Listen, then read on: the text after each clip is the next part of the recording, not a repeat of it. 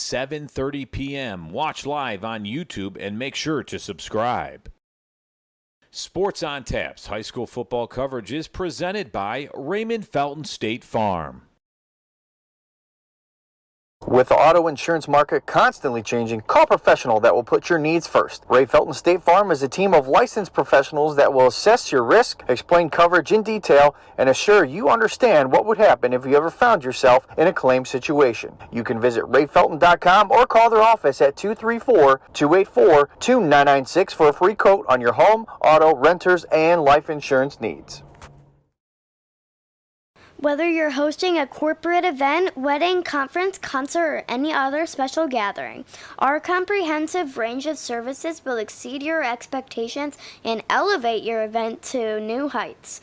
RRT Productions. We shoot, we edit, you win. Visit our website at www.rrt-productions.com. Hand-and-built leather goods. Leather goods built for life. Made by hand in the USA, all goods are made with veg-tanned leather. Some of the best quality around and made by a U.S. veteran. Check out their website, www.handbuiltleather.com. GV Art and Design is a creative boutique specializing in original artwork, design, and apparel. With 4 locations in Lakewood, Avon, Willoughby, and Kent, you can visit their store and check out their collections including Cleveland sports teams, Ohio colleges, and much more. Use the code ONTAP10 for 10% off your order. GV Art and Design, original and one of a kind.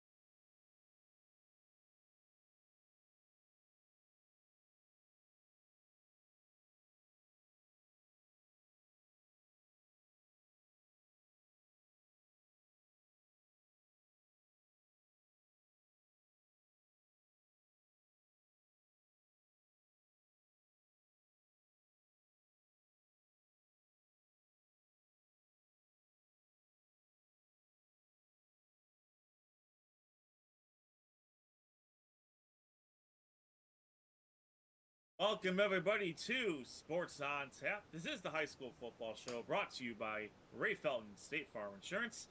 Make sure you contact Ray Felton State Farm Insurance for all of your insurance needs. Check out all of our other tremendous sponsors, GV Art and Design, RRT Productions, and Hand-Built Leather-Made Goods. You just heard about them before our show, and we're gonna play some more information about all of our sponsors as we progress through the show today. My name is Ed Dick, alongside Rob Troutman, Dr. Hoops Noah Jacobson, Josh Jeffy, our EVP of Social Media Content, our Professor Hype, Sean Duffy is out on assignment today, and this is you're watching this live on our YouTube channel. Make sure you go to YouTube, follow us at Sports on Tap, hit the subscribe button, get the notifications when we're about to come on live. You also check us out on X/Twitter at SOT Podcast. We're also on Facebook at Sports on Tap, on Threads at SOT_podcast, and of course our website is sportsontappodcast.com. All of our show information is going to be on that website. I'm saving probably the best for last. Make sure you check us out on Spotify.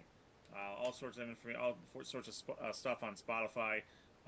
We're going to talk a little bit about everything that we do today, because this is the last show that we have for high school football. The high school football season has officially ended. It's been about 20 weeks of fury that we've been going, that we've kind of powered through here since August, and it's hard to believe that the season is come and gone, guys. That's crazy. It is nuts. And so we're going to be talking about all the state championship games.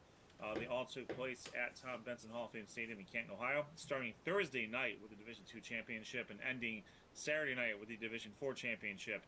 Lots of local flavor in all these championship games, so we'll talk about those. We do have a guest on tonight. We're going to be talking with the Bay Village offense coordinator Kyle Barberic about the Bay Rocket season. A very successful season. They were 8-2, finished 4-1 in the conference, and they were able to host a playoff game in Division III, Region 10. So we'll talk to Kyle about the Rockets, and after that, we're going to talk about some coaching changes, and some openings from some schools that are very near and dear to us, and those that are really, really close to us in proximity, not so much dear. In true, you may have heard, but we went to Brunswick. For most of us.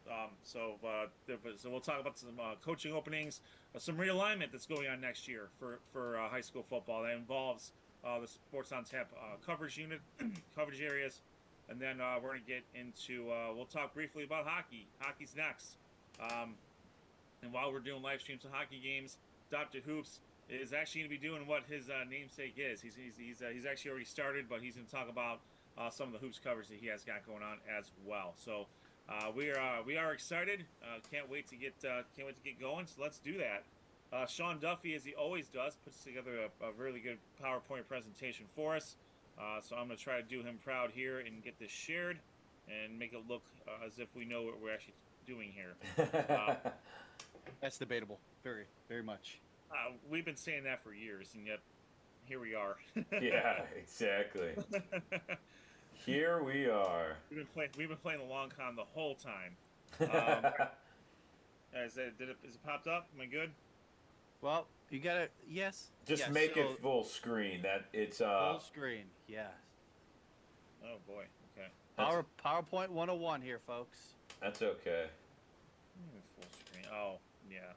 Presentation. There we go. Better? Oh, nope. Definitely not. Like I thought I had it. I got it. Yeah, it's up. While I'm messing around with this, the first game was the Division I, or well, not the first game, but the first game we're going to go straight in order, Division I all the way to Division 7. The first game we're talking about, this is a championship game that is 3 years running between the number 12 seed Springfield Wildcats and the two-time reigning, defending Division I state champion, the St. Edward Eagles. I'm just going to do this. Yeah, you'll figure it out. We'll start from scratch here. But this was a very, very competitive game. St. Ed's jumped out early. So you might have thought that this might have been a runaway, that maybe Springfield didn't have it. Springfield quickly put that to bed. They came back, they roared back. They tied the game at 21 at a certain point. Unfortunately for, what did Sean do here? Let's do this from the beginning. Let's do this. Well, while you're doing that, Ed, because I wanted to say that because you mentioned that Springfield did tie the game at 21 in the second half, and it was I love just saying this name when I was reading it. I just couldn't wait to say Bebe Norman for Springfield had a 93-yard kickoff return for a touchdown that actually tied this game at half. But St. Ed's, they really established the run during the course of this game, and they were led by Brandon White, who had 32 rushing attempts for 243 yards and 3 touchdowns. As a team, the Eagles had 305 yards of rushing offense, and it was just too much. These two teams have met in the state championship game, like Ed said, for the third time in a row. And for the third year in a row, it was St. Ed's coming up top, winning back-to-back-to-back three-peat. Well, we can't say that too much. Pat Riley he copyrighted that, so we won't say that. But 3 straight championships, Division I state championships for the St. Edward Eagles. This was, like Ed said, Springfield, Ed's got up to a lead early on, but Springfield fought back, and you're like, whoa, this is going to be a game. But second half, Ed's just took over, especially with that run game. Yeah, you know what? Give credit to Nate Gregory on defense for the Eagles. He had 13 tackles, 3.5 tackles for losses. According to Cleveland.com, they did a great job with some of these stats there. But, what a game that was. How about Springfield, though? I mean, they were climbing back in most of these games. They rolled through and had some upsets on their way to St. Ed's, and they fought hard. It was a close game, but St. Edward, I mean, when you look, and we talked about this, when you have an offensive line that has just an absolute, all D1 prospects, on their line, 2 going to Ohio State. I think there's another guy going to Michigan. There's just a lot of talent there, all on one team, and it's impressive. But you still have to put it together. You have to play together as a team, and they were able to do it in a 31-21 win. So give credit to St. Edward, and congratulations to the Eagles on their 3rd straight state championship. That is their 5th championship under Coach Lombardo, their 7th championship overall. They have been on quite the roll since the 2010 season, when they've really started this run of dominance in Division I. The last time there was a Division I three-peat or 3 times in a row champion was St. Ignatius from 91 to 95. So that's just just the parochial schools in Division I, especially in Northeast Ohio, are just running rampant, and it's them and pretty much everybody else. There's been some years where some public schools have been able to get them. It's just those times are few and far between. The talent gap is just very, very disparate between these teams. And like you mentioned, Rob, the twins that are going to Ohio State, and then you got another recruit going to Michigan. It's just Brandon White, a sophomore. I mean, that's crazy. He could just kind of pick his gap.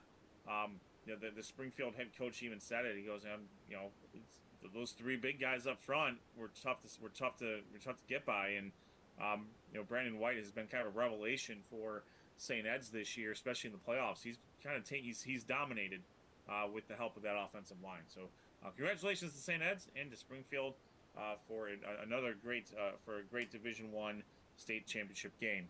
All right, just shift over to Division II, and Massillon finally gets it done on the field. They get a 7-2 victory over Hoban, and the weather was not very good. I think we need to preface it. I think we need to preface everything by saying that both these teams can put up a ton of points, but both these teams can obviously play some defense. All the scoring happened in the second period, and there wasn't a whole lot of appetite on either team to pass the ball. You think that both of these teams would be able to dominate on the air and or on the ground and through the air. That just didn't happen in this game, Josh. Yeah, you're right. Both these teams combined for 299 total yards. You know, in probably 3 or 4 of these state championship games, one team would rush for that amount, if not more. So both these teams, uh, you're right. You're right. Just couldn't get a lot going on the offensive end. Passing was at a minimum. Running back for Hoban, Caleb Jones did have 86 rushing yards. For Massillon, Mylan Lennox scored the only touchdown in this game. And I think we were all kind of shocked when we were kind of following this. And when that final score read 7-2, we were like, what? What? I know Rob, I could just, in his text message, I could hear how he said what in that one. But kudos to Massillon. You know, they officially have 25 state championships in their school history, but this is the first in the playoff format. So whether you like Massillon or not, a lot of people called them the paper champions, paper tigers, so to speak. You can no longer call them that because they won a well-deserved 7-2 victory, Division II state final. They finished 16-0 on the year, and to go undefeated is quite an accomplishment. Yeah, and I mean they were lucky, Massillon, because they got Dorian Pringle back. You know, he was injured a lot, but he comes back as 14 tackles, 2 tackles for losses, and really the defense in this game impressive by both teams. I mean, holding Hoban to 2 points. I mean, like you said in that text, I was absolutely shocked that the game was over. I'm like, oh man, Massillon holding on. I thought it might be in the second quarter or third quarter or something, but I didn't think the game would be over with Hoban only scoring 2 points. But realistically, even versus Avon, they scored just enough to win, and it shows you, you know, they were right in the game. They had a chance there, only down 7-2, you know, till the end, and Massillon only needed 1 score to win the game, so they were able to hold on and get that win, and I'm sure, you know, there's probably still a party going on in Massillon for that championship for them. So Yeah. Congratulations to both teams. That's a great point you brought up, Rob. Just to see, just on Twitter/X, just seeing all the, you know, the parade, the team coming back from Canton, the whole town basically shut down. You know, that's football paradise for sure in Northeast Ohio. And I know going into this game, a lot of people that I know that follow high school football real closely, this is the game they were looking forward to. Some of that even went to this game. Sellout crowd. There was a ton of people at Tom Benson Hall of Fame Stadium, and just I hate to say it's a letdown because, you know, you had a state champion crowned, but, you know, you want to see a little more fireworks, a little more offensive power, but defense and, like Ed said, the weather won out in this game. But again, kudos to Massillon for winning this game. Yeah, again, congratulations to the Massillon Tigers. What a year by DeJuan Owens. I mean, the complete transfer and that, the way he came in with the Massillon Tigers has just been unbelievable. And the way the defense played against Hoban, holding them to 2 points, that has been unbelievable. And like you said earlier, Dorian Pringle, who came back from an injury, had 15 tackles. What an unbelievable performance. And congratulations to Massillon Washington on their first OHSA championship in the playoff format. Congrats to Nate Moore and the Tigers. Yeah, there's nothing more to really say about that. I mean, Hoban had a great shot at it at the end. I think it was Pringle actually who knocked it away from Callaway. I mean, it was a pretty good ball that was thrown by Boykin. It was right in his hands, but it was knocked away just enough, and he wasn't able to secure it. And the party started pretty efficiently at that point for Massillon. You know, a very decided Massillon crowd, I think. You know, you heard, I watched the broadcast, and I watched a little bit of the from Spectrum One, and I watched a little bit of the post game, and you know, they turn it into a home game for them, and rightfully so. It's right down the street, it's not too far from them, and why not go to your rival's home field and make it and have a state championship party? So, valid point. Valid point. Yes. So congratulations to Massillon, and congratulations to Hoban. Hoban's not going anywhere by any stretch of the imagination. We know what Coach Terrell can do with that team, and I imagine a lot of those nights are coming back and probably saving Massillon. Both these teams just reload. They don't necessarily. There's no sort of rebuilding. There's always a reloading. for both of those teams. All right, let's shift over to the Division III state championship between Toledo Central Catholic and Columbus Bishop Watterson. A couple parochial schools going at it here. And Toledo Central Catholic, they get it done. Watterson got the first touchdown in the first quarter, but Toledo Central Catholic scored a 27 unanswered points. And they go on for a 27-7 victory. This is their second straight state championship game. Their first, they won last year. Of course, they won Division II before they dropped down to Division III. So now they are, champions in two different divisions, and that's a heck of an accomplishment. So congratulations to the Fighting Irish there. Yeah, and one of the themes that you're seeing in these state championship games is the fact that running the ball is very, very important. In fact, in this game for Toledo Central Catholic, Marquand Braswell led Toledo Central Catholic with 169 yards rushing and 2 touchdowns. As a team, they rushed the ball 51 times for 247 yards. So, that's very important to be able to run the ball. And in the games that we've recapped so far, there have been running attack, running the ball has been vitally important. I want to give props to Bishop Watterson's Dominic Purcell. He had 21 tackles in this game. He also had a sack and 2 tackles for a loss. That sets a record for a OHSAA state title game record for the number of tackles in a game. So big props to him. He did all he could to stop the Fighting Irish in this one, but it just was not enough. Yeah, Toledo Central Catholic, I mean, they have athletes all over the place. They're just a great team. We talked about it. It's whoever beats them, then, they're crowned the champion and can take over. But Toledo Central Catholic are just always tough to beat. Fundamentally sound. They don't make very many mistakes. And in this game, played really good defense, only giving up 7 points against Watterson, who has been a pretty good football program. No doubt. No doubt. And with that, Toledo Central Catholic gets the Duke, the state championship, and they continue their run of dominance here in the OHSAA. All right, Division IV. This was the last state championship game, the last game of the season for high school football, and it was Glenville from Cleveland, the Tarblooders, absolutely pounding Kettering Archbishop Alter, 38-3. Glenville leaving absolutely zero doubt that they are among the elites. They are repeat Division IV state champions. Congratulations to Coach Ginn and the Glenville Tarblooders. It's great to see. Obviously, it's always good for us for a Cleveland school or a Cleveland-based school to win a state championship.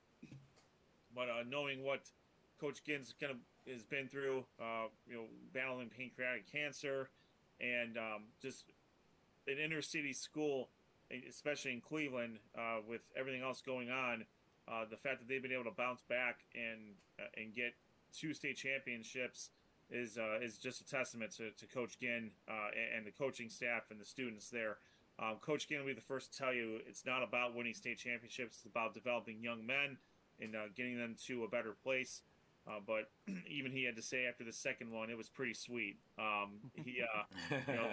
It's after the first one, it was okay, great. They won a state championship. What are they doing afterwards? Yeah. But he really wanted to get this one for the seniors, and they got it. I mean, Damari Witten, Deshaunte Jones, just Rule Tomlinson. It's the list goes on of the offensive stars that they have, and they were very successful passing and rushing the ball. Saturday was a lot better weather-wise than it was on Friday or Thursday.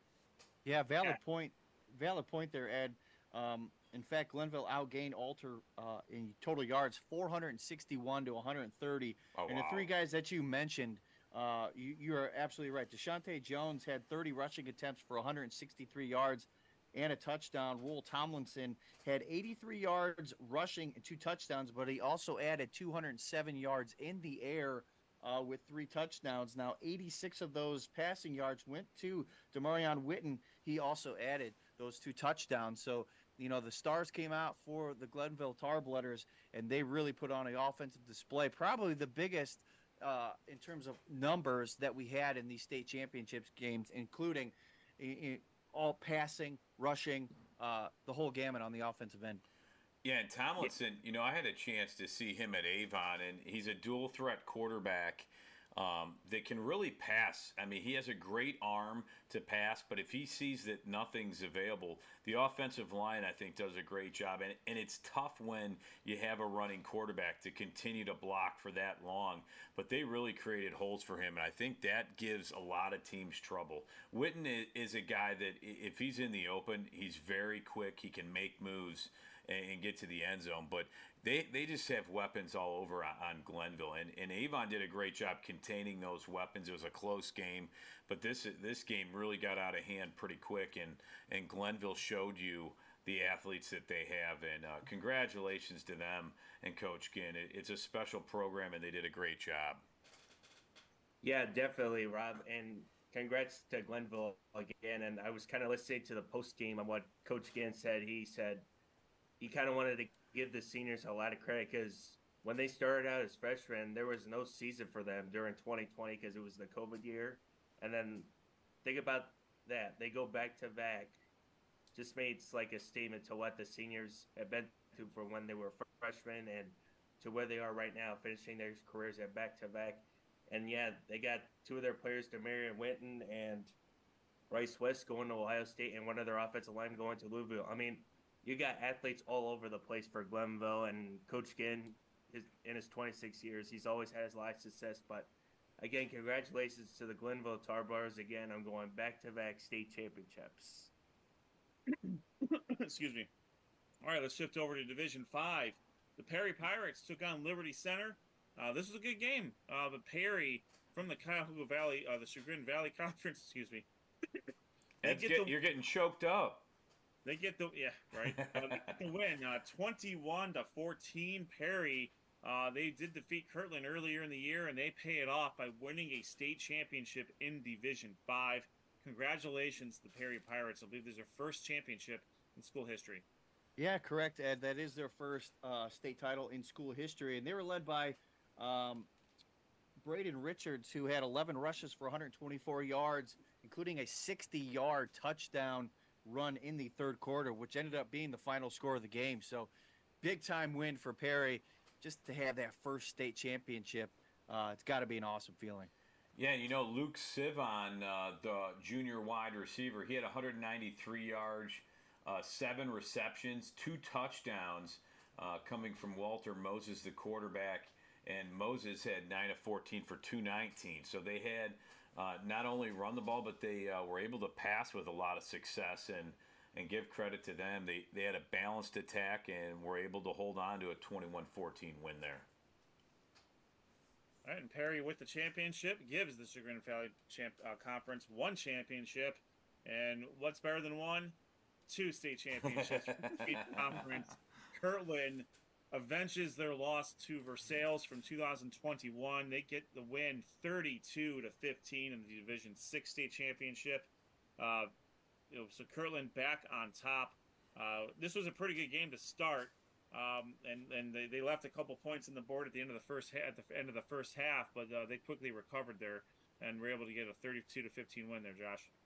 Yeah, and Kirtland established the run in this game. In fact, 3 guys really led the way for Kirtland on the ground. Jake Laverty had 124 yards rushing. Rocco Alfieri, 94 yards rushing and a touchdown. And Will Beers added 85 yards and a touchdown. So a 3-headed monster on terms of the ground for that. But give it up to Michael Osborne from Versailles. He's the quarterback. He had 268 total yards and 2 touchdowns. He tried everything they can, but Kirtland was able to once again come away on top. That, I believe, is their 7th state title in school history. Wow, that's impressive. It is, guys. And congrats to the Kirtland Hornets on their 7th state championship, all under head coach Tiger Laverty. I believe they are one of 9 schools for, I think, let me pull it up.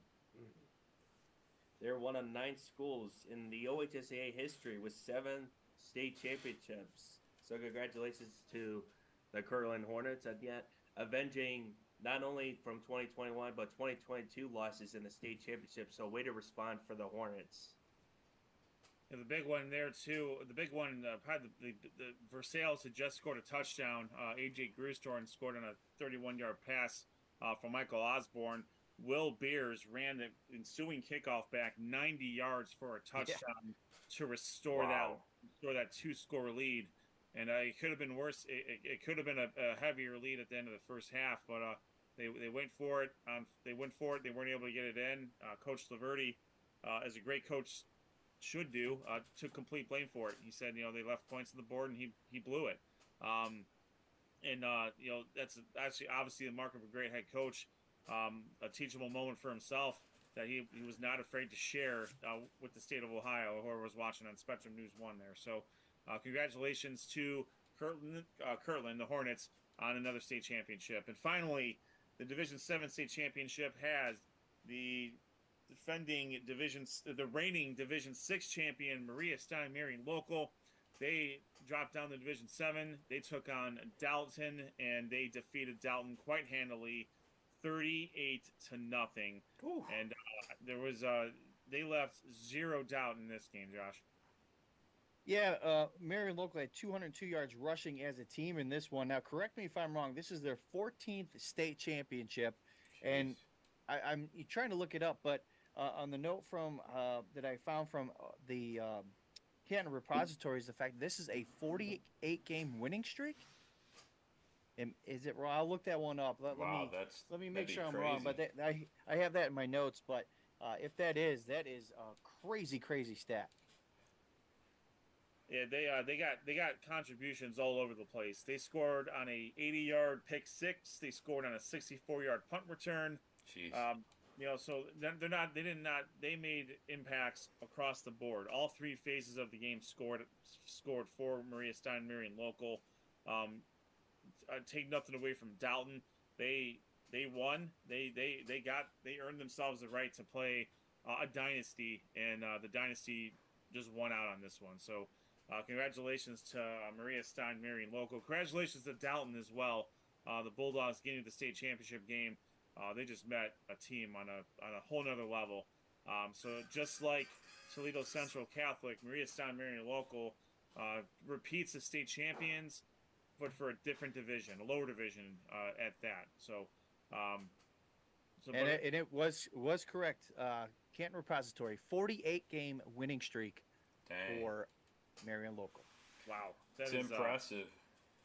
That's not something to shake a stick at there. That is a well-tuned team right there, and obviously they're not going anywhere anytime soon either. So, but congratulations to all the state championship participants, and to the state champions. There's 5 of them from around from our neck of the woods in Northeast Ohio, I would say, with St. Ed's, with Massillon, with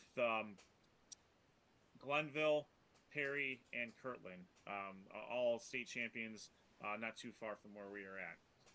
So I think so that puts the bow on the regular on the 2023 season.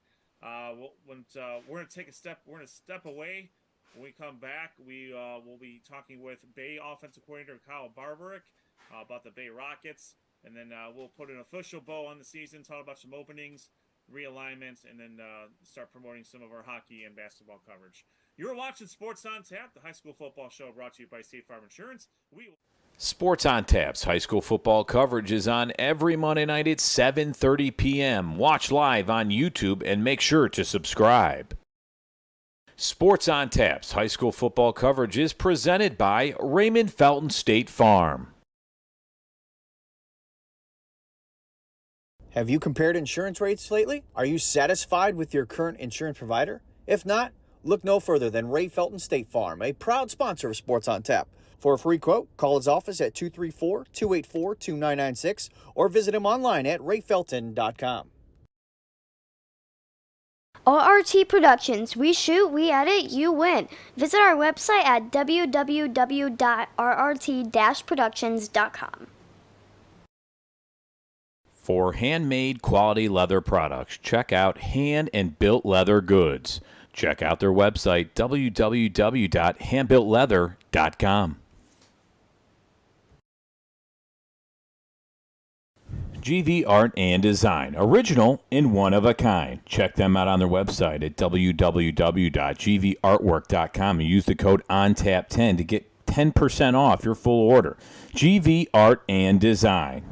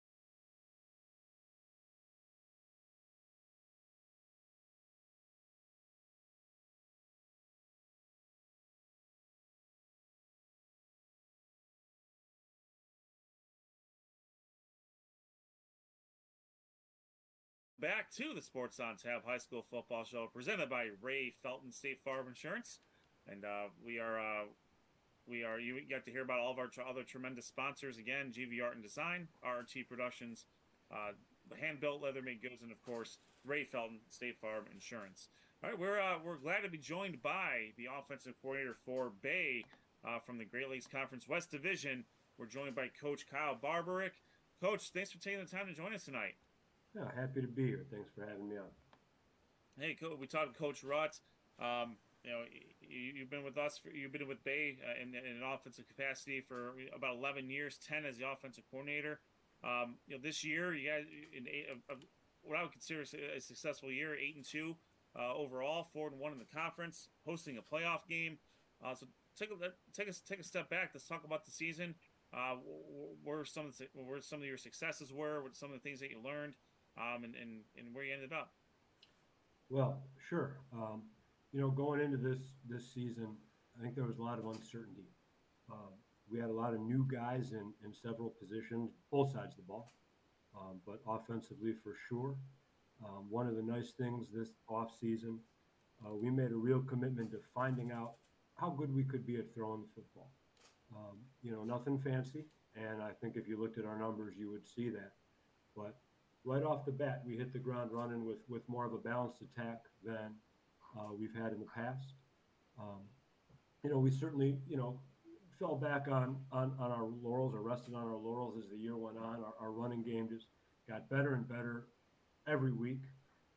As the weather got colder and the games got bigger, we relied on it, as we have a tendency to do.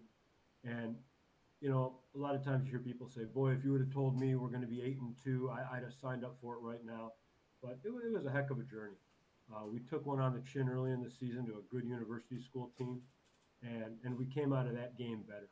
And I really credit our seniors. The way that they responded they responded to that loss, the way they took the wins in stride, really led the way. And although, maybe it didn't end the way we wanted to, only one team in the state gets it to end the way, you want it to. Couldn't be prouder of the effort that our kids put in. And again, it started with a strong senior class.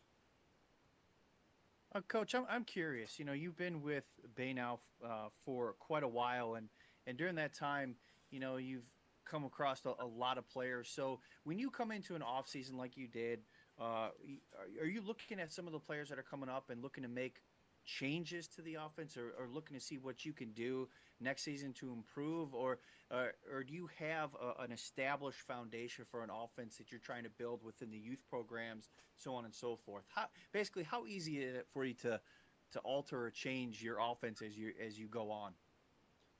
Not as hard as some people would think, and I think at the high school level, one of the nice things and one of the reasons that I enjoy it is, time is limited to an extent, and so we realize how much time we have between the end of the season that we just finished and the new season that's on its way, and we really believe in consistency. We want to keep things consistent, and even though year to year we may only show certain aspects of our offense, or feature maybe is a better way to say it. Feature certain aspects of our offense. We have a pretty good idea of what's coming back and what areas we need to focus on in order to put the kids in the best positions for success the following year. I can tell you that in the last 3 seasons, we've changed more from year to year than my first 7 seasons combined. And I think that we finally found something after a couple of years of really, I guess you could say, trial and error. We found something that we feel pretty good about coming back for the 2024 season. But the biggest thing is, as a coordinator, a head coach, a position coach, you got to know what you've got coming back. And, for example, we returned most of our offensive line. I think you can guess kind of what that means for the Bay Rockets next fall. The Bay Running Rockets. Coach, thank you again for taking the time and joining us. Your guys' offense last year averaged about 20 points per game. This year, you guys got to 28 points per game. Just kind of talk about how the offense performed this year, and what were some of the big things that you saw this year that you were able to see, like big moments for you and your offense?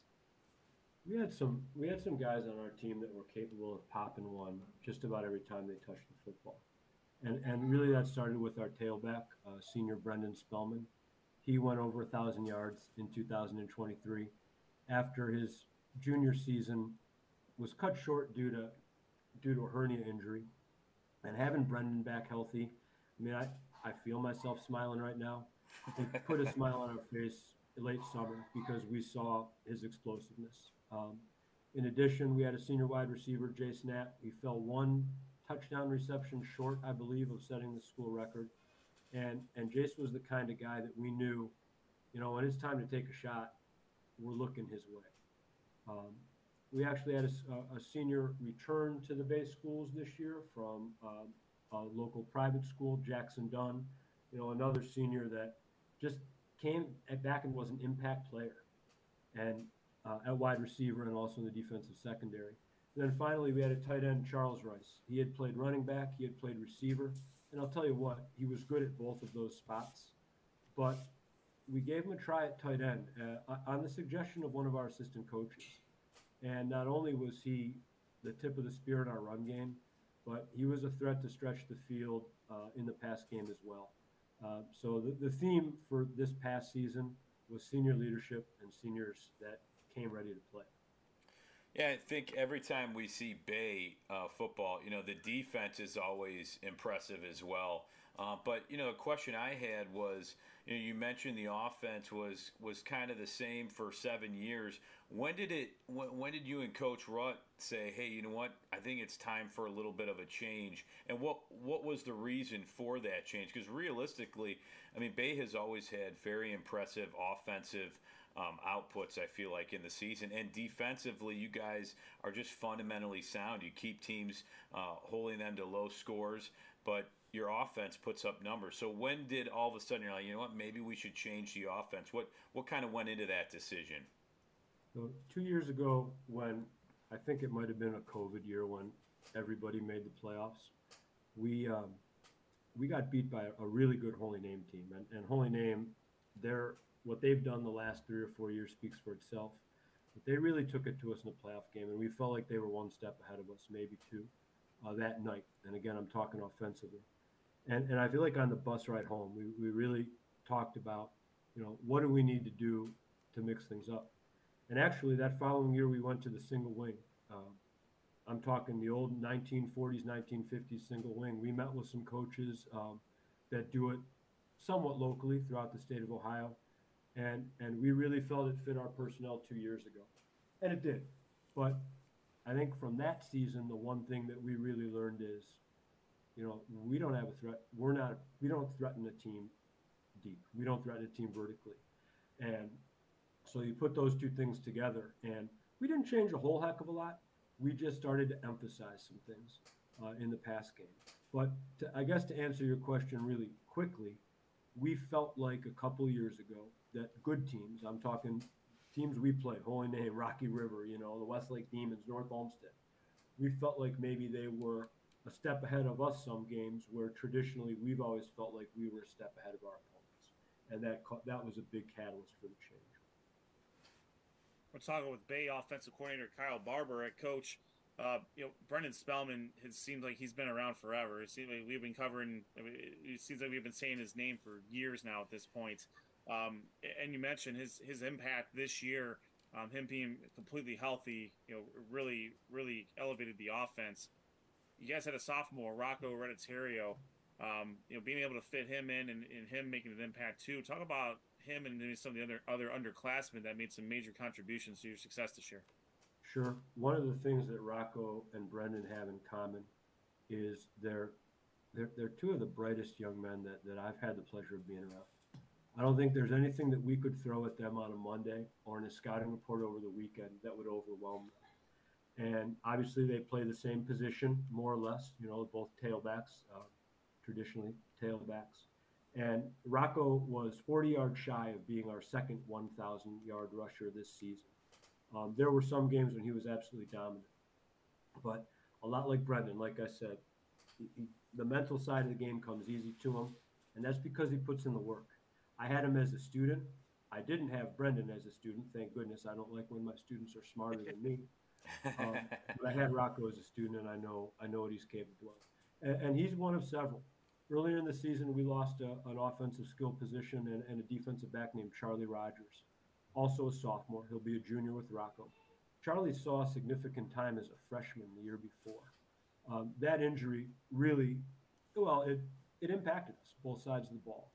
So you talk about bringing both of those two guys back in the backfield. And they won't be alone. We have some underclass backs and receivers that we're excited about. But that's a pretty nice start for us. Michael Farrell, our quarterback, returns. So there's three guys that handle the football quite a bit that are back. And then what we call Beeville, Bay Village Offensive Line. Beeville fits on T-shirts a lot better than Bay Village Offensive Line. What we call Beeville, we return everybody but the center and the tight end.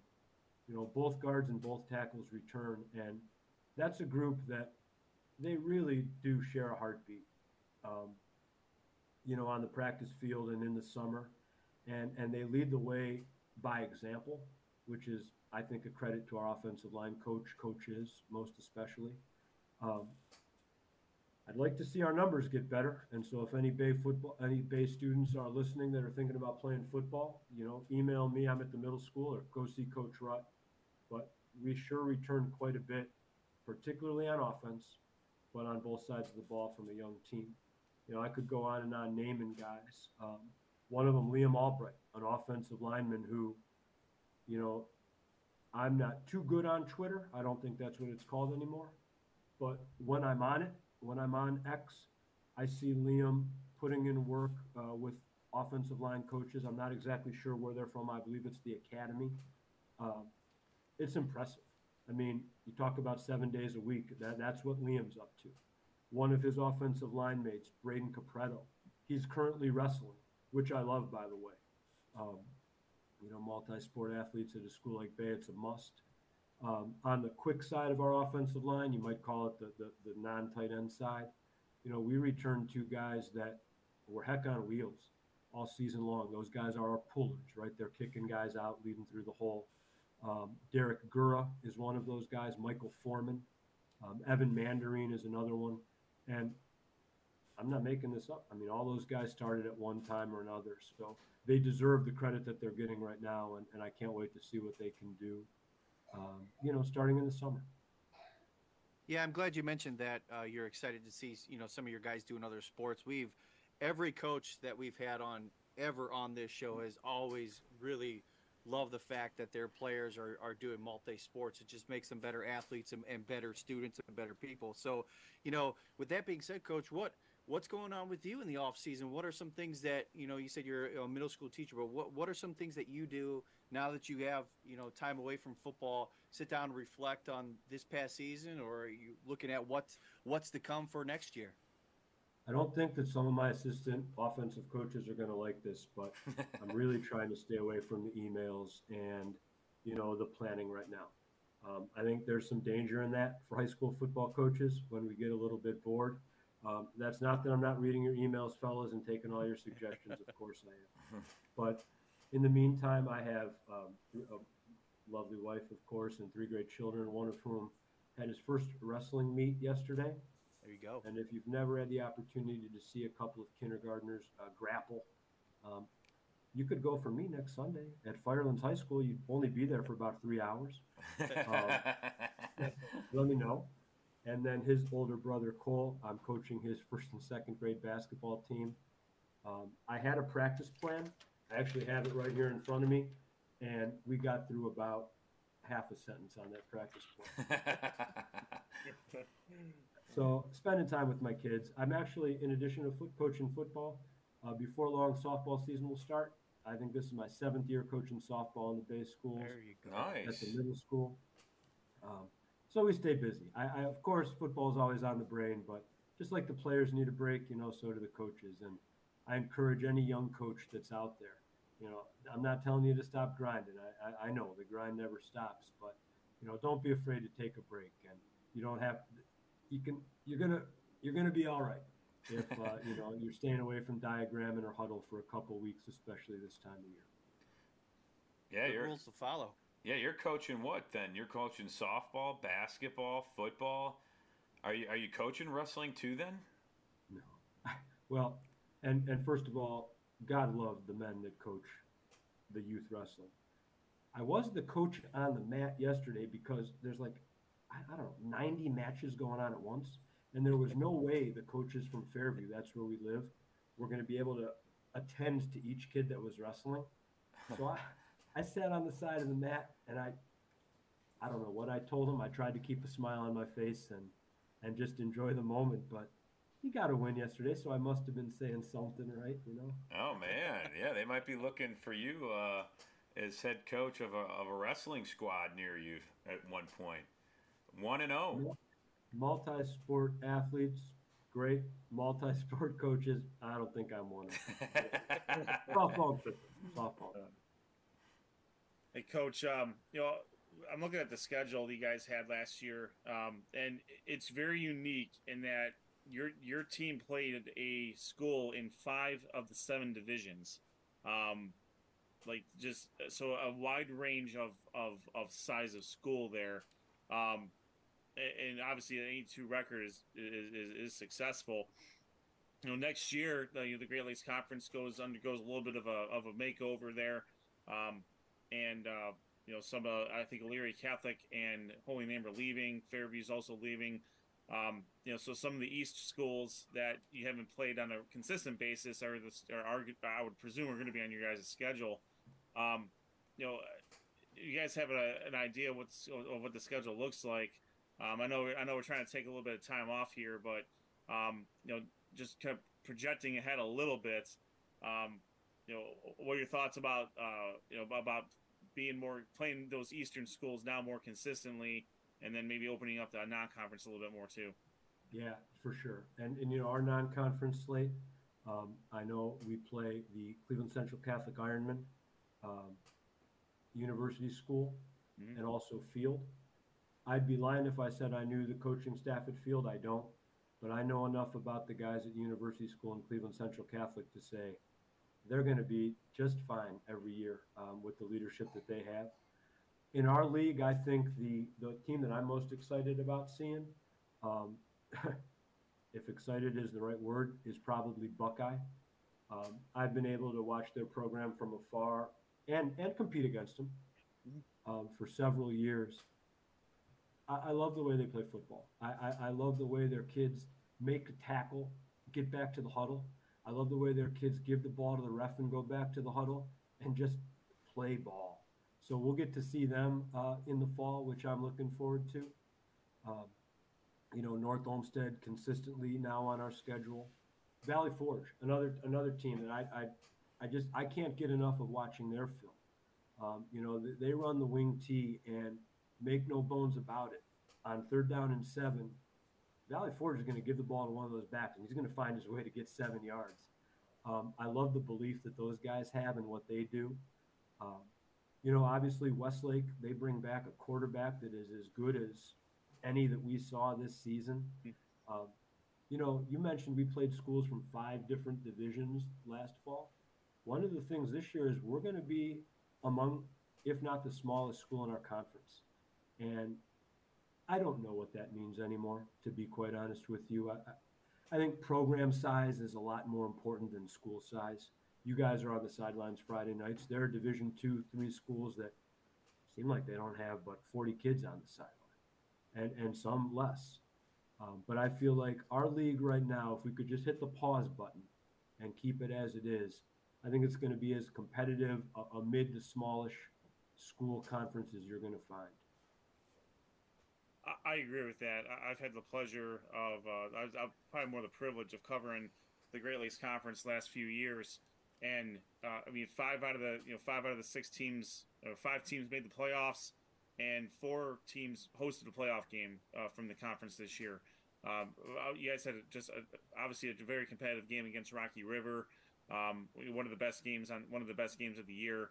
Westlake, you guys had to come from behind in that game, but it was just this conference is awesome. When we made the decision to start covering it, it made sense for us geographically, but also about the type of football we like watching and like covering. And we could not honestly, I couldn't agree with you more. I'm a big fan of this conference. I think it's one of the things that's really cool about our league is, you know, our arch rival, right, over the last 10 years or so has been Rocky River. And, you know, I think it's important that our kids understand, and I know the Rocky River kids do, Coach Wells wouldn't have it any other way, that, you know, Coach Rutt and Coach Wells, those guys are buddies. And, you know, I'll even bother Coach Wells every once in a while with a question or if I need something. And, you know, you could go right down the list of the head coaches and certainly the assistants in our league. Um, it's really cool when the rivalries are true friendly high school rivalries.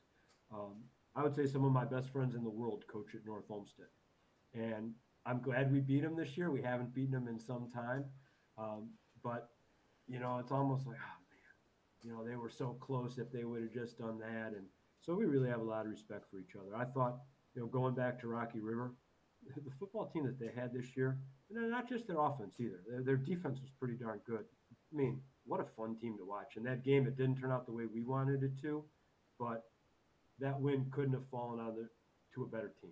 You know, particularly with that quarterback, and like I said, some of those guys on defense, they were fantastic. Yeah, I think that's pretty cool that you guys, I mean, couldn't be rivals, but you can also call each other when you have, you know, questions or looking maybe to try something different or understand an offensive set or a defensive set. I think that's pretty neat that you can reach out. And I think we've heard from a few coaches in the league. I know, you know, Coach Elder we've had on the show, and he said he's had young coaches reach out to him, and they're trying to understand his structure and philosophy on how he consistently gets his team to compete. I think it's great in the area when coaches can reach out and talk to each other and help each other out, because realistically, end of the day, everybody has different personnel and players, and you're looking to do different things, but it's nice that you can be friends and help each other out at the same time. You know, Coach Elder says that to you, and that's one thing. But I can tell you about 5 years ago, I reached out to him by email and asked him for some suggestions about off-season conditioning, particularly to improve speed and agility. I think by the end of that school day, his offensive coordinator, who at the time maybe doubled as their strength guy, sent me not only some ideas, but also basically their complete, you know, plyometric workout regimen. He didn't have to do that. So, you know, like when you said that Coach Elder has other coaches reaching out to him and he's happy to help them, you know, I'm proof that that's the truth. That's pretty cool. That's really awesome. Coach, I have one more question before we get you out of here. You know, you've been with Bay for 10 years. You know, you went through the COVID year. We all went through the COVID year, obviously.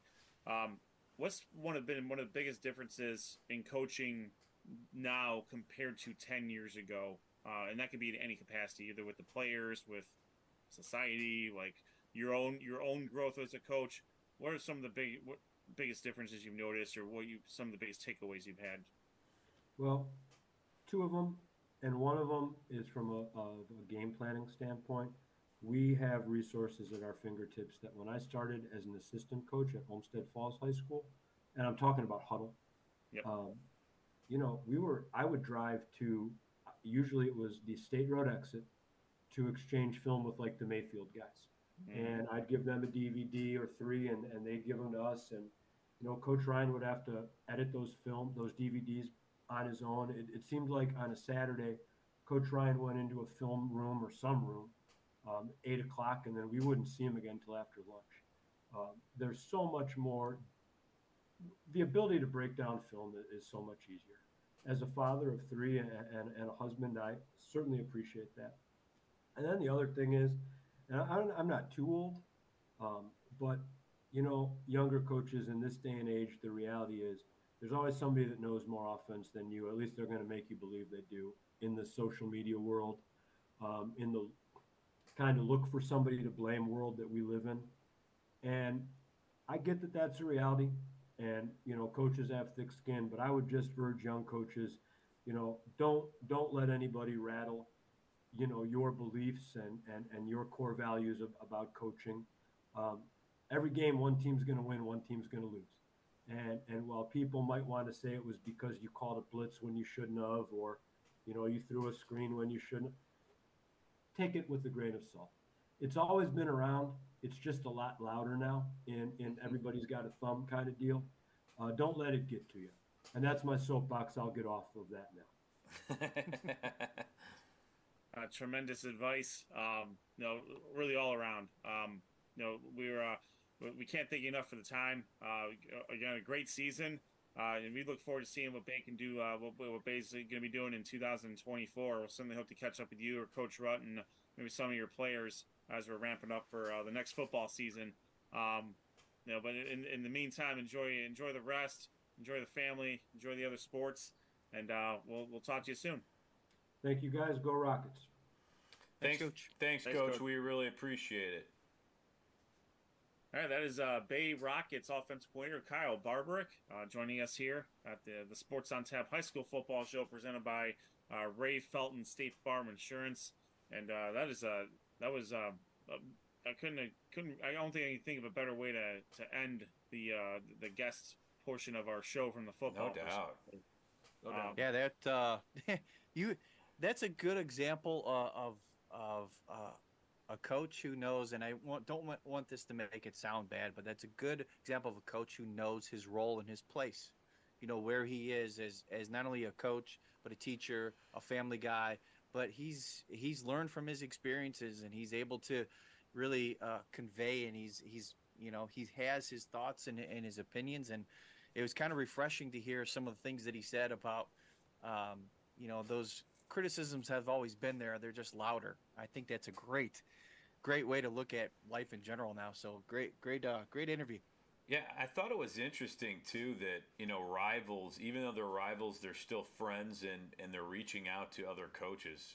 Because wouldn't you be a little reluctant to be like, maybe I don't know if I want to help this guy out. I don't want to help him beat me during the season. But all in all, like he said, they have different players, and they're just trying to learn new ways to do things, and they can help each other out. But then when it comes to the field, then they're competing, and it's a friendly rivalry. I think that's kind of what it's about, and I think it's really great to hear that these coaches kind of can reach out to each other and help in this area, because there's a lot of great coaches in this area. I mean, we've talked to how many on this show, and I know when I go to games and I talk to coaches, they watch the show and are interested at what other coaches say, and they said they learn from some of these interviews, how coaches conduct themselves and some of the structures and different things they do. It's kind of interesting.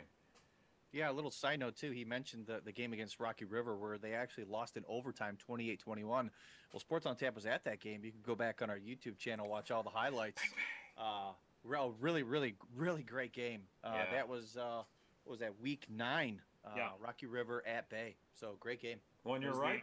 You could play it back. Go back and watch some of these classic games we covered this year. The football season doesn't necessarily have to end. You could subscribe to Sports on Tap and watch some great highlights on Sports on Tap's YouTube page. Professor Hype not here, but the legend lives. That was That's right. that was the professional hype. There's a difference between professor hype and professional hype. There is no one more professional than Rob Troutman when it comes to promotions and pretty much anything that has to do with this broadcast. It's all a lot I of driven. appreciate it. So let's shift over. We have a couple more things to talk about with the high school football season. The first thing, there are a couple of openings right now to some schools that are near and dear to our hearts. The Brunswick Blue Devils, Coach Manzoni, resigned and is now so the Brunswick job is open. And just this is more of almost off the press here. Strongsville and Coach Serino, they've decided to no longer do business. So Strongsville is also open. I can't remember the last time that Brunswick and Strongsville had openings that are around the same time. I mean, both schools have been very very stable over the years. There's not a whole lot of knee-jerk changes between those schools really at all. Obviously, Brunswick, we can speak directly to Brunswick because most of us came through the program. Coach Manzoni came back after a very successful run at Buckeye and got Holy Name on the right track as well. Kind of brought back some of the glory that the late 90s and the 2000s teams had.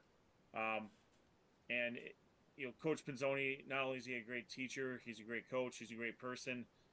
He really made sure that everybody that was part of the program in any sort of capacity felt part of the program, and that was very, very important to him. The alumni association has since been created, like an official one. It's always the alumni has always kind of been around, but he really brought, with the help of Brian Gross, really did a great job. Really help, doing what they can to have the alumni part of the program. But it certainly opens up a job that's in one of the premier Division I public school conferences here. Not only one, but two of them now. Coach Serino, same thing. He came from West Geauga, a very, very good run at West Geauga. Had some initial success at Strongsville, but quite honestly, Brunswick and Strongsville, I think, are facing some of the similar issues here. When we were in school, the Pioneer Conference was really between Brunswick and Strongsville for as long as we could remember. Usually the winner of that would win the conference and then host a playoff game. The loser would end up probably still making the playoffs, but having to go on the road. And it's just been a lot's changed. Obviously, the conferences have changed multiple times over. Demographics have changed. I mean, Brunswick and Strongsville are still among the biggest schools in the state, but right now they just, compared to the Menners, the Solons, the Cleveland Heights now, and the Medinas as of late, the success just hasn't been as prevalent. Yeah, and go ahead, Rob. I was just going to say, it's always tough to see any of these coaches lose their jobs. I mean, they put in a lot of time and really a lot of effort into these programs. And Coach Pinzoni, like you said it very well. He's a great person. He's a great coach. I know we've had him. Sometimes you just need a new face and a new voice, but you hate to see any of these guys losing their jobs, whether it's Brunswick or Strongsville or any other school out there. So it is very tough because these are human beings too. But it is a little bit crazy that Brunswick and Strongsville, two rivals, both at the same time, need head coaches. It's something we haven't seen in I don't know if I've ever seen it. But it's going to be interesting to see. I'm sure they're going through a process there that maybe they just needed a new voice and wanted to get the energy up. Maybe the excitement wasn't there as much, but Coach Serino did a great job in the beginning. I mean, he had that program in the right track. They had some prospects there, and so did Coach Pinzoni. I mean, there were some times he was at Buckeye and he did a great job. Came over to Brunswick and the team competed and really had some big wins.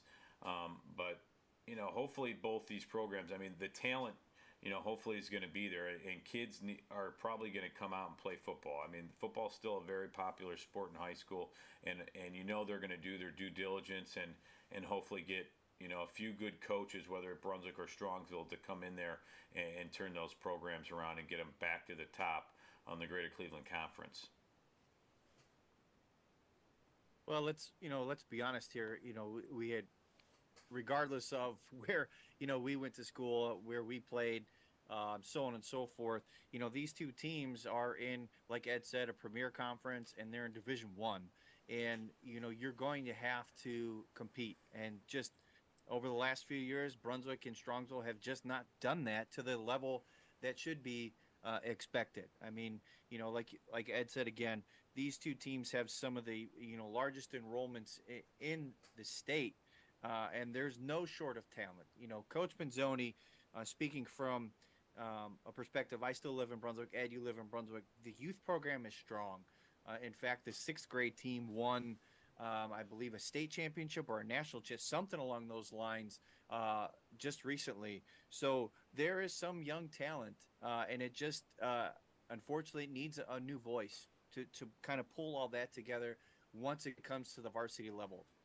Now, it's kind of funny and ironic that these two, like you said, Rob, are rivals on the field. Now they're rivals off of it, and I would venture to guess that they're going to be interviewing some of the same candidates for these positions. Both schools are very similar. There's the history is very similar. So it's kind of a strange coincidence that this is where we're at. And it's going to be very interesting to see who's going to be leading, both these teams come 2024. Yeah, and it'll be definitely very interesting to see who they interview, not just as a football coach, but what Coach Charles Salter was kind of talking about when we interviewed him. They want to hire the right people, not just on the football field, but kind of just off the field wise. And I feel it'll be interesting between Brunswick and Strongsville to see if they can find the right head coaches. And it's going to be very interesting because both of these teams, they play in possibly one of the toughest conferences, not just in Ohio, but in Northeast Ohio in general, with Cleveland Heights, Medina, Manor. I mean, you go through the list. They play in a tough conference, and it's going to be very interesting to see who the two new head coaches are and how they're going to come up with very good game plans against possibly one of the toughest teams in this conference. Well, and Brunswick, I wonder if they'll reach out to Josh Jeffy or Ed Dick for positions on the squads, looking to get back in the saddle. I do have championship under my belt, 9-10 girls softball, but just not now is not the time. No. No, I'm thinking I may come out of retirement from a kicking perspective as my son gets a little bit older. However, that is about the only way that would there's only capacity that I will return in to the Brunswick coaching staff. I guess one more note about both teams for that matter. With not only is the GCC tough, the non-conference is equally as tough. Brunswick played a Division II state semifinalist. They played the team they beat to win the state to beat the region in Highland. So they lost to Highland, they lost to Avon, and they lost to a very, very good Olmsted Falls team that won a couple of games in the playoffs. It's just and almost beat Avon. Correct. Yes, exactly. And Cleveland Heights. They lost to correct. That's in the conference. I mean, yeah. Cleveland Heights joined the conference. They were a non-conference rival for a certain point. But Cleveland Heights and Strongsville have been going at it for the last few years, non-conference wise. From a Strongsville perspective, they're playing Berea Mid Park. They're playing Avon Lake. Obviously, no joke. Benedictine. They kind of go up and down, but they're still a tough team. There's no such thing as a gimme anymore when it comes to the schedule.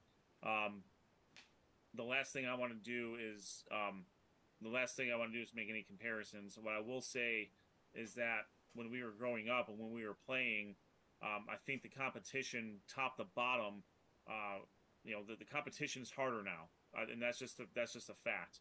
Our teams played some good teams. We beat a very good Division II team in Chardon. Your team went 10-0 You beat a very good Massillon Jackson team in the first game on the road. So there's there was some good talent there, some good teams, but at the end of the day, it was always us in Stronsville that was really competing for the championship. Now, Rowdy top Cleveland Heights just came in and won it. Solon has been on top. Mentor's been on top. Medina's been on top of the conference. Shaker Heights came back in. They made an impact. It's just the schools and the teams that we play week to week now. It's tougher than it was 20 years ago, and I think that is that's something that I don't think can't be. You shouldn't hold that against Coach Benzoni and Coach Serino for that matter. But that is just the reality of the situation. As you mentioned, the teams that are competing on and off the field now, I'm very, very much interested in seeing how this is going to shake out. To see who ends up going to Stronsville and who ends up coming to Brunswick.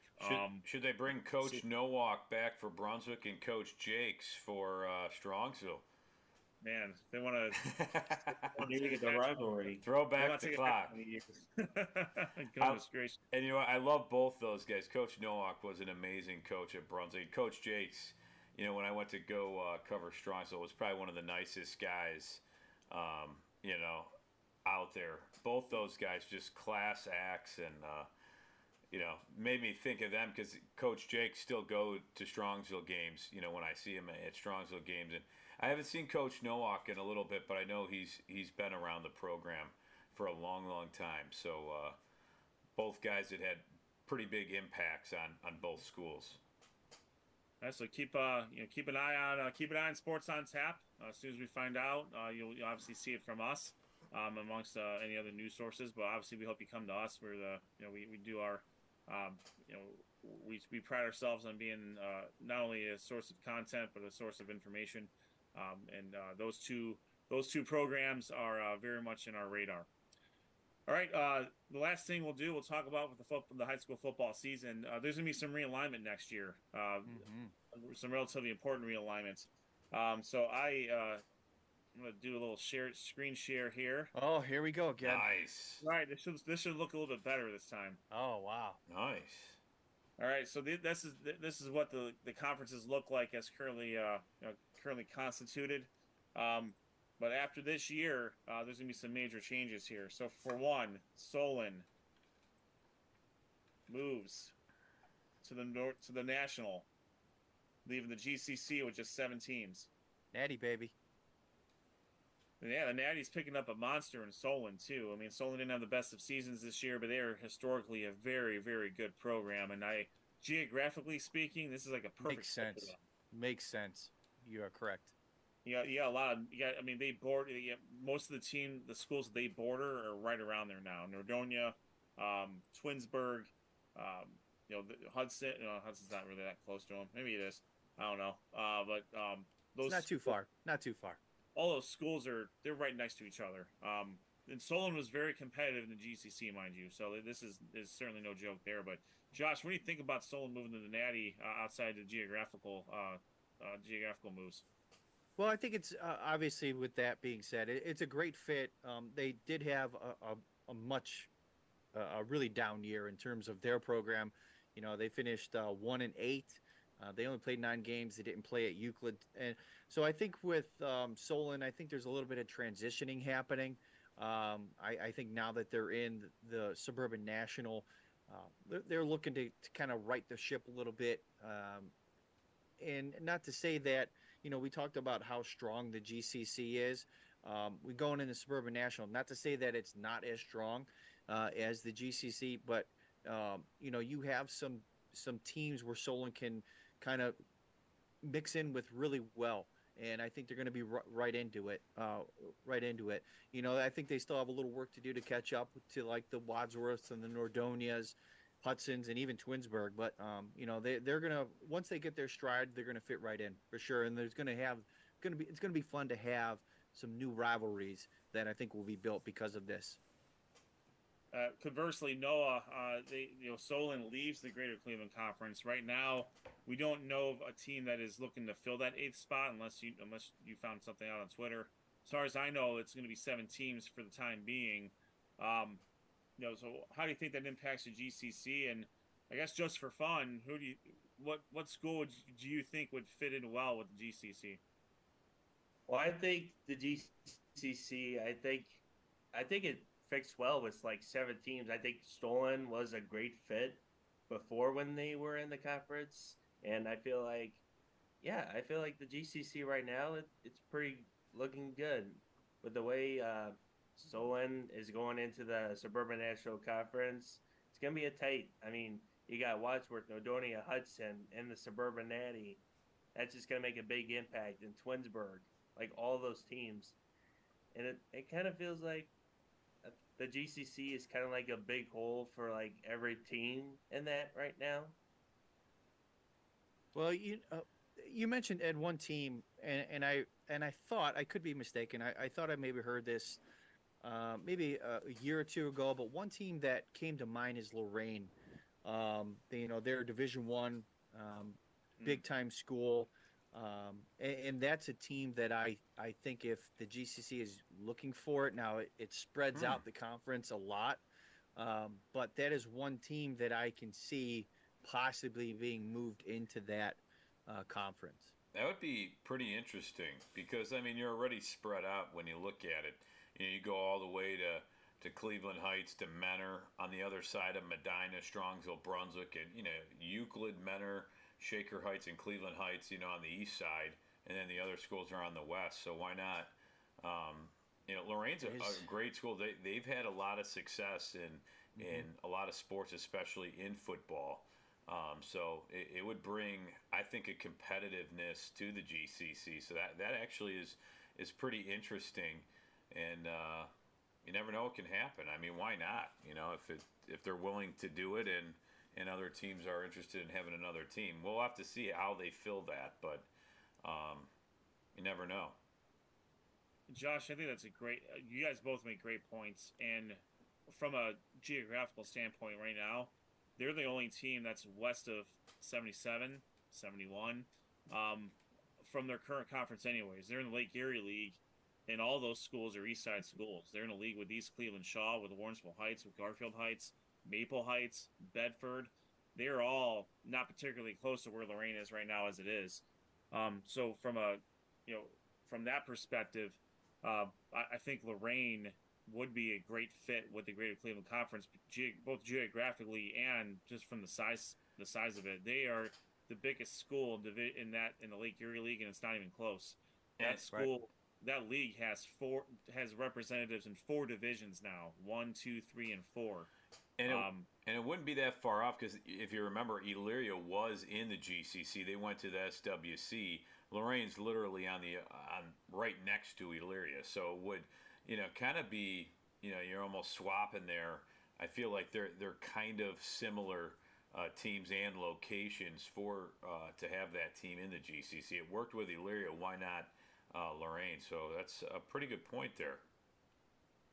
I think one of the differences too with Lorraine. I mean, Lorraine is a combined school too from Southview and Admiral King. So I mean, they have the numbers. They're going to be they consolidated. They have the numbers. Lorraine's been Lorraine for quite a while at this point. Yeah. I mean, we're talking probably about at least 10, 15 years now. But I think I think that'd be a great fit to you guys' point. So we'll. I don't know if they have any interest in doing that. I think they're probably cool where they're at in the league. Yeah. I mean, they've been part of that league for as long as you can remember. But quite honestly, so is Cleveland Heights. Cleveland Heights was in that league forever, and they got to the point where they outgrew it. And Shaker Heights, for that matter, too. Menor. Those are all teams that were in the Lake Erie League at some point in time. So it wouldn't surprise me if if Lorraine were to make the jump over the GCC and keep the Lake Erie League now than just a traditional East Side school conference there. So the other moves now, as you can see, I have Holy Name, Elyria, and Fairview highlighted. These Lyric are Catholic. Sorry, Lyric Catholic. My fault. Yes, Holy Name, Elyria Catholic, and Fairview highlighted. These teams are no longer going to be in the GLC. So we're going to have a little bit of a move here where all those teams are going there and the GLC divisions go away. And now we have Buckeye, Valley Forge, North Homestead, Lakewood, Normandy, Rocky River, Bay, and Westlake. Fairview is going to go to the Chagrin Valley Conference, which is we've talked about this before, but that's a great fit for them from a geographical and an enrollment standpoint. They were the smallest school in this conference, which they were when they first started it, but this conference has grown over the years, obviously. Leary Catholic and Holy Name are going to join the new Crown Conference, or Crown League, whatever they're calling it. But it's a Crown. They're rekindling the Crown Conference of parochial schools, mainly on the east side. But obviously, Leary Catholic will be making the jump over there. So it's the eight public schools that are left. We don't know what the conference is going to be called. In fact, I should probably do one of these to really hammer that home. There we go. We don't know what the conference is going to be called, but you have a very, very, as Coach Barberic mentioned, this is going to be a very, very competitive kind of like a mid-enrollment tier conference. You have Division 3 and Division 2 and Division 3 represented pretty well here. And you got Division 1 school in Normandy. I really, really like the look of this. All things considered, where we are now, what this is looking like. Leary Catholic and Holy Name and Fairview were very, very important to the Great Lakes Conference, not only in football but other sports. Leary Catholic had some really, really good success over the last few years. The Holy Name, their success is also well documented. So they brought a lot of success in the playoffs for football to the Great Lakes Conference. But things are moving on, and what you have left is just a really, really good slate of teams. Buckeye, Rocky River, Bay, Westlake, Valley Forge. Those are all teams that could all beat one another. It's going to be I think it's going to be very tough for one team to beat the rest of them all, unless one team stands up above the others.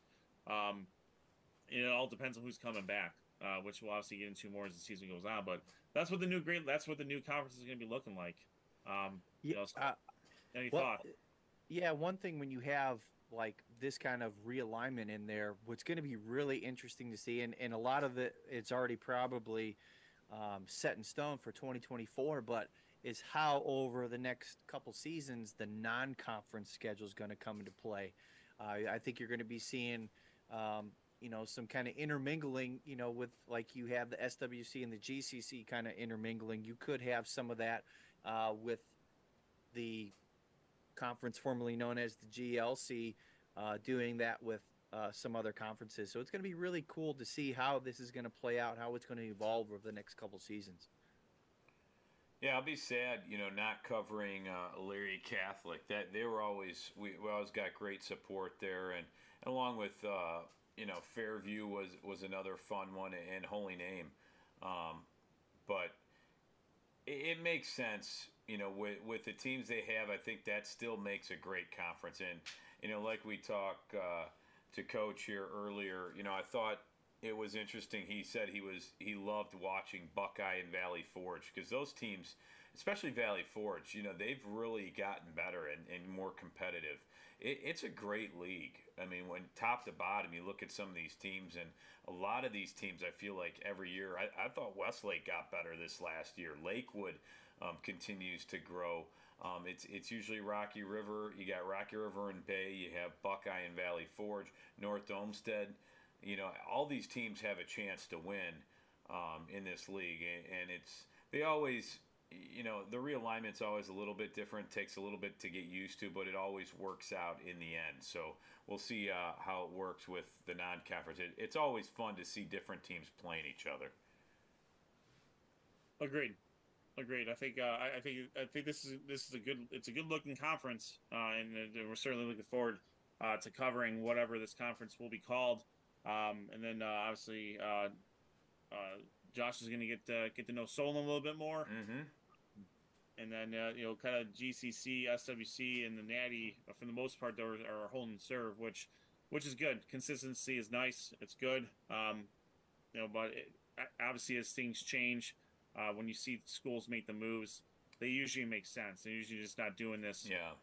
They're not doing this for college football reasons. Again, I'm not going to get into that.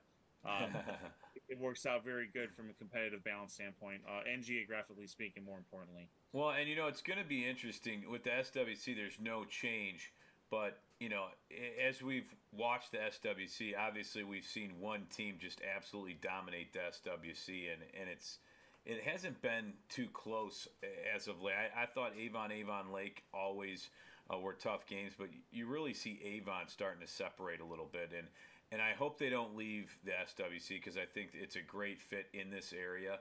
But let's see in this next year if other teams can figure out this Avon team and match their depth, because right now it seems like Avon has continually dominated the SWC, and it hasn't really been too close. They're a bigger school, but I hope they stay where they're at. I do like them in the SWC. I'm just interested to see if there's going to be a team that steps up and gives them some competition, because Olmsted Falls has been that team that can be close, but then not close. And Avon Lake has been close, but not close. So I thought Berea Mid-Park made a step this year, but let's see how it all plays out in the 2024 season. It was a great season overall in every one of our conferences. It's been a lot of fun. Can't believe it's over, though. I mean, what the heck? Where did everything go? Just flew by. It sure did. But you know what?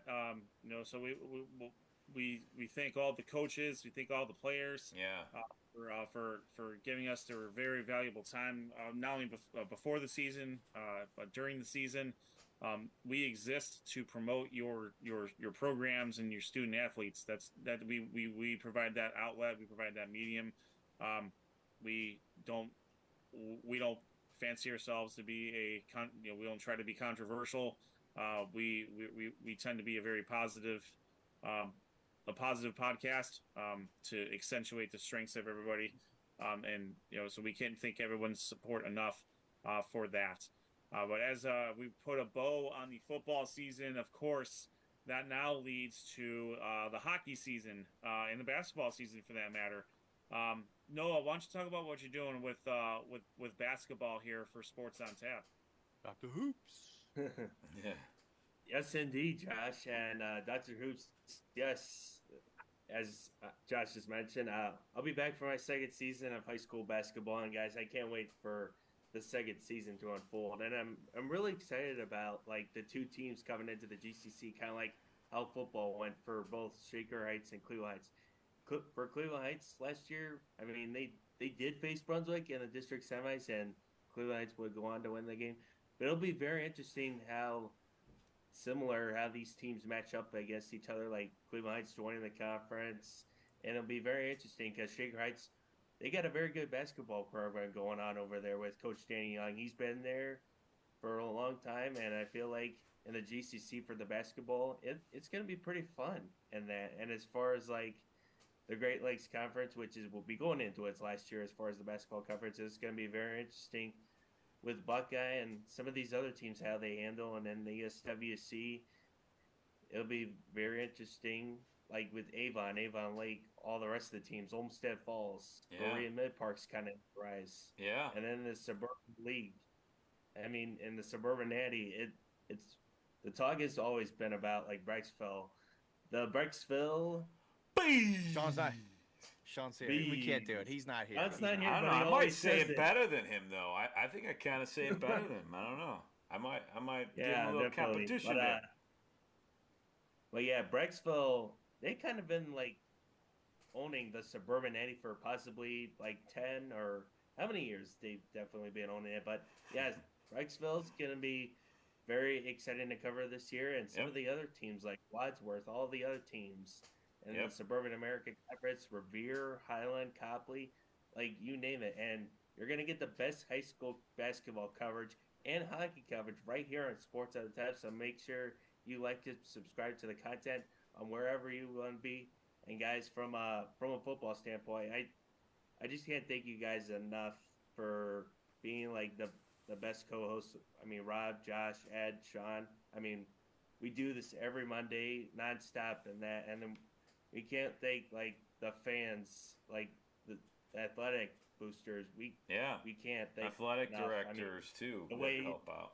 The way we do our coverage here in Northeast Ohio and in Ohio is possibly one of the best, and I can't thank the people who have supported me this year, and I want to thank him most of all, like Hand-Built Leather Goods. I mean, my grandfather, he's a U.S. veteran. The way that he has been doing this for so long has just been phenomenal.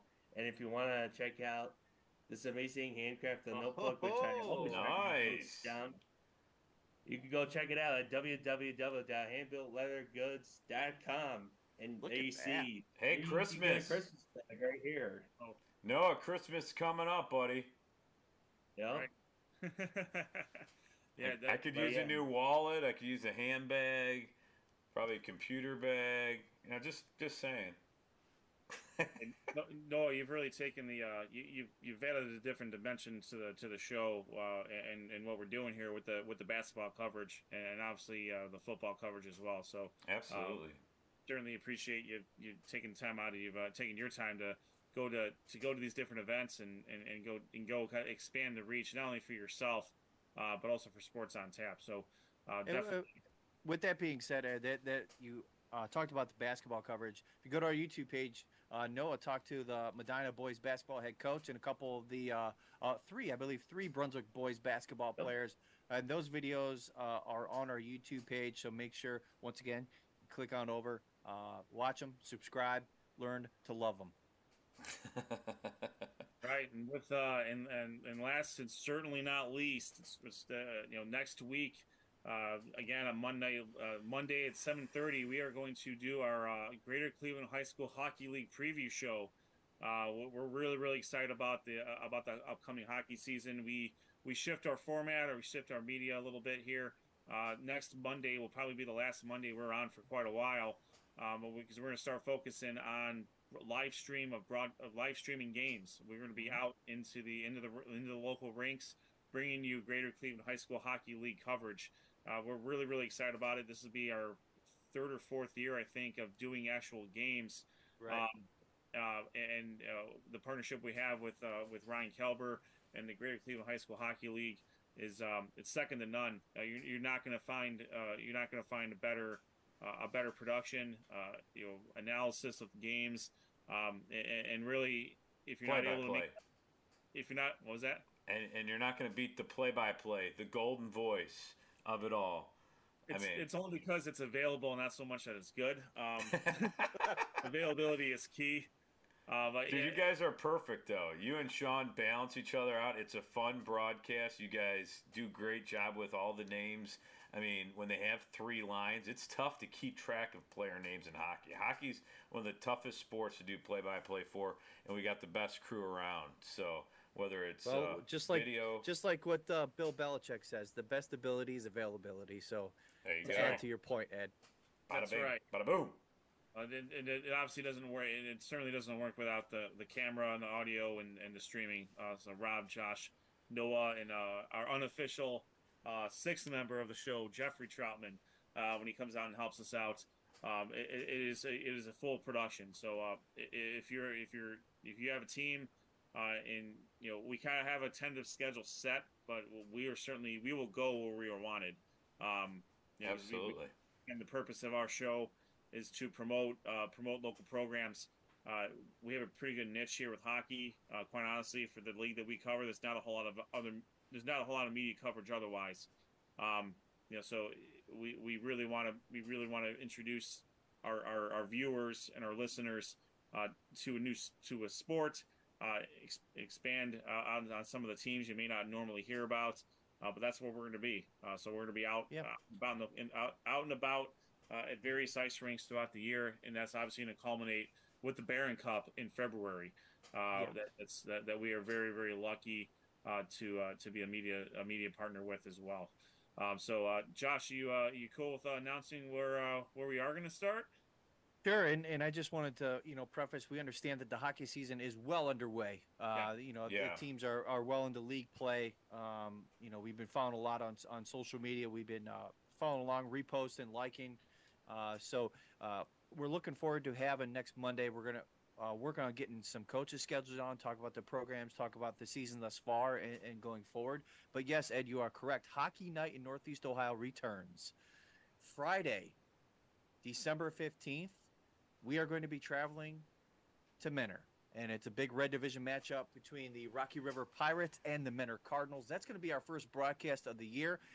As Ed said, tentatively, we have about 5 to 6 games scheduled, kind of penciled in to all of our schedules. Hopefully that'll work out, and as we get closer to those games, we will announce them.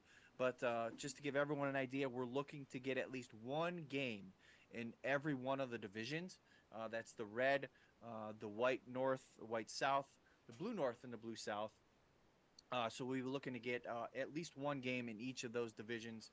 And, of course, like Ed said, we're going to be at the Barron Cup Championship Sunday. All 3 games will be broadcasted live, as well as other games throughout the week. So keep tabs on that. We're looking forward to it very much. Yeah, the best high school hockey coverage is going to be right here at Sports on Tap. So as we've mentioned before, make sure you follow us on YouTube. Hit the subscribe button, get the notifications. Follow us. Check us out on Spotify. Follow us on Twitter X at SOT Podcast. On Threads at SOT_podcast. Of course, Facebook Sports on Tap, and our website sportsontappodcast.com will be the hub of all of our information. So make sure you check out our website for all the updates we have on that. Any sort of comments, questions, pronunciations, or requests, send them to sportsontappodcast@gmail.com. All right, boys. I think that's going to put a wrap on it. For the football season, and we got one more Monday. We got one more Monday left, and then we get to take a little bit of a break from the week to week. But we will certainly be putting the work in as the hockey season rolls on. So Sports on Tap isn't going away. That's right. We're just reshifting. And again, make sure you're following us. Check out the video recaps from Noah Jacobson from Dr. Hoops as he's going out and traveling Northeast Ohio for the best basketball games as well. And if everybody misses us, just go to our YouTube page. You can hear our voices and see our beautiful faces. God help you. Hey, if they don't want to see our seriously, faces, you could just listen. Go to Spotify and you could just listen to it. There you go. You don't even have to see our faces there. Bad enough that our significant others have to see our faces. I don't know if we want to subject our fan. Hey, no. They said yes. They said yes. That's on them. Touche. All right, nice job, guys. It's been a great season. Great job. Everybody was a part of it. So, thanks for everybody donating. I mean, there's a lot of time that went into this year. So, I want to thank everyone. Noah, Ed, Josh, Sean, and everybody that tuned in and watched. We want to thank you for watching and dedicating your time to Sports on Tap. We really appreciate it. All right, make sure you stick around. Listen to another word from our sponsors. That's right. Ray Felton State Farm Insurance, hand-built, 11-made goods, RRT Productions, and GV Art and Design. For Rob Troutman, Dr. Hoops Noah Jacobson, Josh Jeffy, and Professor Hype himself, Sean Duffy.